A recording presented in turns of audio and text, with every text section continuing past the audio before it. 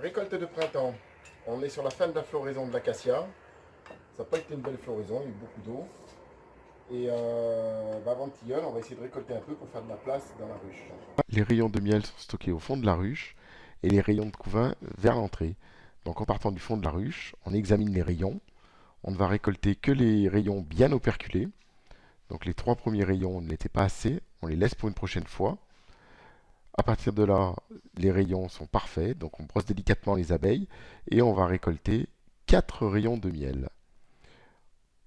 On va ensuite aller dans une pièce loin des abeilles pour procéder à l'extraction du miel selon la célèbre méthode de l'écrabouillage. C'est rustique, mais ma foi, ça fonctionne bien.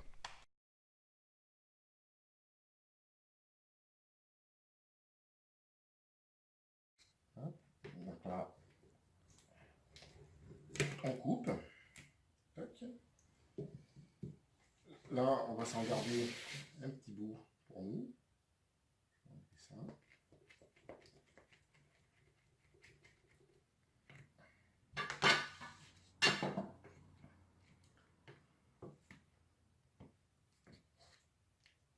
C'est du miel de rayon, ça.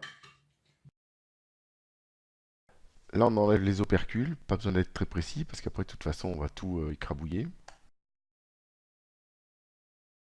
La technique de l'écrabouillage, comme son nom l'indique, on écrabouille. Hein.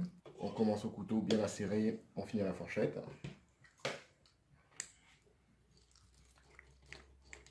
On a dit, c'est bon.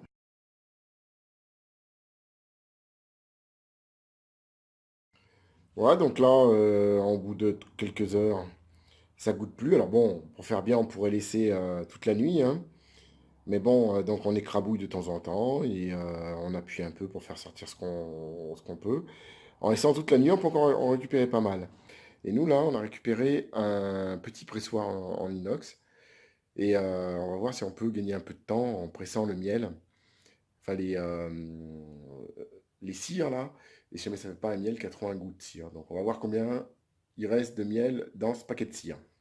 C'est la version luxe, on aurait pu faire plus rustique. Hein. Donc une fois qu'on a bien pressé ça, là aussi on aurait pu rincer les cires pour enlever déjà un peu des cochonneries. Ensuite on les fait fondre dans avec un petit réchaud. Quand tout est bien fondu, on met ça dans des récipients, on laisse bien refroidir. Les impuretés vont aller au fond, la cire va remonter à la surface. Ensuite on récupère les blocs de cire, on gratte tout ce qui part. Tout ce qui part c'est des cochonneries. Et si on veut vraiment faire encore un bon travail, eh ben on peut refaire fondre ça une dernière fois pour avoir vraiment un pain de cire parfait. Donc on met le miel récolté dans un maturateur en le passant par un double tamis. On le laisse reposer à peu près 48 heures pour que les impuretés remontent bien. Et après, il n'y a plus qu'à mettre en pot. Hein. Voilà.